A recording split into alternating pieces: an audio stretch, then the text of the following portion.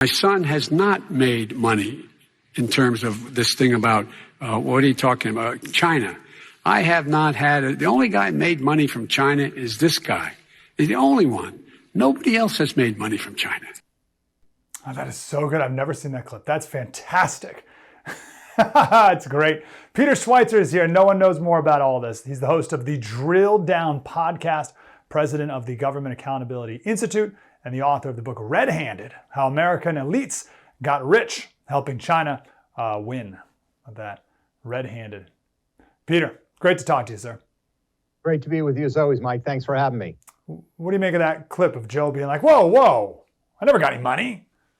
Yeah, well, first of all, it's false. The family has received large sums of money from China, some $31 million if you look at the laptop and you look at the financial transactions. So $31 million is quite a bit amount of money. But it fits the pattern. I mean, look, when we first broke this story in 2018, they denied that there were any dealings in China at all. Then they kind of morphed to saying, well, there were dealings, but Hunter made no money. That's the clip that you heard. Then it became that, Joe Biden had no knowledge of the deals. Then it was changed to Joe Biden may have known about them, but he wasn't involved. And now the latest iteration is, well, he might have been involved, but he was not financially involved, which I don't think is correct either. So really from the beginning, they've been dishonest about this. And it's only been the hard work of the congressional committees and some researchers that have held them into account because the mainstream media has been nowhere on this story. Yeah, you're humble. And the Government Accountability Institute doing all the groundwork in the front end. We talked to Senator Ron Johnson a moment ago from Wisconsin. He was fantastic. We like him, right?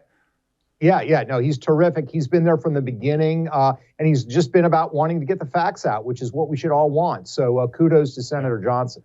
Very good. He used the word compromise, and I don't hear a lot of politicians use the word Joe Biden's compromise. They kind of leave it at, he made a lot of money. And that's it. Right. But he took it the next level. Yeah. Now it's a big next step. So how do you explain that? Well, I would agree with Senator Johnson, and I think it's a question of a couple of things. First, you look at the quantity of money, some $31 million.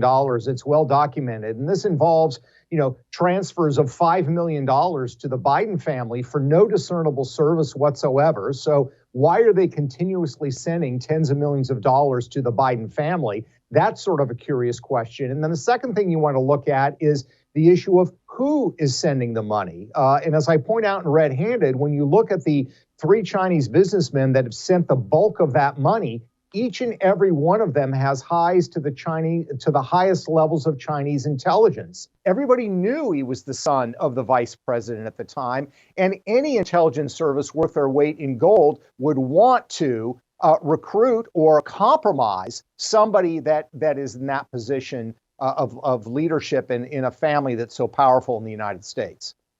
Yes, of course. And the Bidens are happy to take the money.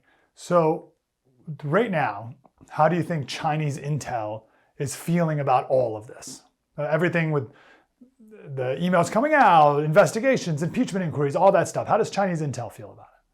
Well, I think they're nervous to some extent. I mean, look, when Joe Biden was elected in 2020 president of the United States, there was a very famous speech by a Chinese official bragging, kind of smiling to the people in the audience, the Chinese audience, about, the Bidens are now in office and we helped set them up in business in China.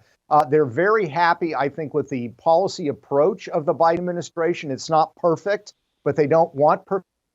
What they're looking for is what they call big help with a little bad mouth. In other words, they understand that officials in the United States are going to have to badmouth China. They're even going to have to carry out some policies they may not like.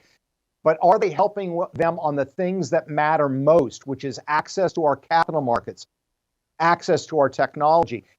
And in those areas, absolutely, Joe Biden is giving them everything they want. So I think they're quite happy. And they certainly would like to see Joe Biden reelected in 2024. That's got to be a priority for them. Wow. Okay. What was that expression again? Did you make up that expression, or is that Sun Tzu who came up with that? It's actually a Chinese intelligence expression, which is big help with a little bad mouth. In other words, if you help us on the things that matter, if you criticize us on human rights or you say things about Taiwan, we don't care.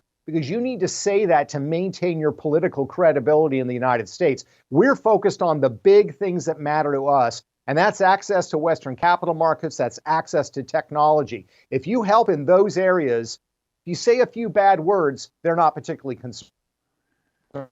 Yes, of course. Of course. How hard is your job? How hard is it to find stuff? My research abilities pretty much end at Google. Like, I'm pretty good at Google book search. I perfected that skill in college. But that's pretty much all I got. Right. What do you guys do, and how difficult is it? Well, first of all, we have a great research team. I had 13 researchers work on Red-Handed, for example, and these are people that are skilled in various ways. We also subscribe to a lot of databases and data sets that are very expensive. These are data sets that can run in the six figures easily per year to subscribe to. These are used by private equity funds. They're used by the Department of Homeland Security to track the flow of funds and relationships between people. So those tools are helpful, but ultimately what you need to do is you need to look at timing, you need to look at relationships, and you need to follow the money. It's the oldest game in the book. So it takes a lot of work. 13 researchers and myself worked on the book for about 2 years. So it takes a lot of research and time, but this is the only way this stuff gets exposed, because the smart people who engage in this behavior work very, very hard to try to cover their tracks. Smart people. That's what I wanted to ask you about. So our mutual friend, Alex Marlow, author of Breaking Biden, which Government Accountability Institute did a ton of work with, of course, as well. The whole theme of his book is that Joe Biden is not a dummy. I don't know what adjective you want to use. Shrewd. I don't know. Like, what is he, and what is his role in all of this? Is he the passive observer, or is he, as Senator Johnson said, the Don? I think he is the sun around which all the other planets in the Biden family rotate. There's no way that Hunter Biden would have gone to China, would have gone to Ukraine and done these deals without the tacit approval of his father, meaning if his father told him you're not doing that, he wouldn't have done it. And every commercial opportunity that anybody in the family has generally had has come as a result of his political power. So look, he's very, very shrewd at using political power to his advantage, not just for his political career, but also for the financial interests of his family. He's a lot smarter than people give him credit for. I think his opponents make a mistake if they, at this point, viewing as this sort of tottering old man who doesn't know what's going on. There are certainly questions about how he's doing mentally with age, et cetera. But the bottom line, this is a guy who has known how to use a power to his personal advantage over the course of decades, and that power and that ability still remains, however diminished it might be. Yes. No one's better at this. Peter Schweizer, the Drill Down podcast. Please listen to that. Support the Government Accountability Institute and get the facts at Red-Handed, How American Elites Get Rich, Helping China Win. Peter, it's an honor. Please keep up the wonderful work.